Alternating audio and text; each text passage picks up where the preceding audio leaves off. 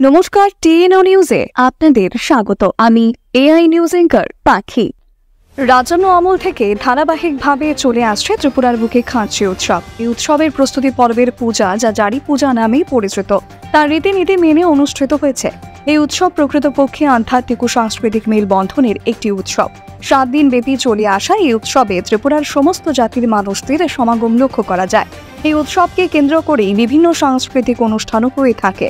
এই উৎসবের উদ্বোধনী অনুষ্ঠানে রাজ্যের মুখ্যমন্ত্রী ডক্টর মানিক সাহার হাত ধরেই হবে এবং ঐতিহ্যবাহী উৎসবের পরম লগ্নে মুখ্যমন্ত্রী মহোদয় ত্রিপুরাবাসীকে শুভেচ্ছা ও অভিনন্দন জানিয়েছেন। এই উৎসবের অঙ্গ হিসেবে চতুর্দশ দেবতার উৎসবও পালন করা হয়।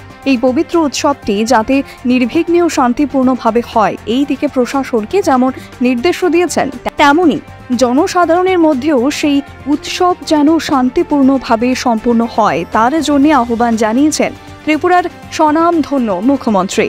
এখনকার মতো সংবাদ এ পর্যন্তই। পরবর্তী নিউজ ও আপডেটস দেখার জন্য অবশ্যই চোখ রাখুন টিএনও নিউজের পর্দায়।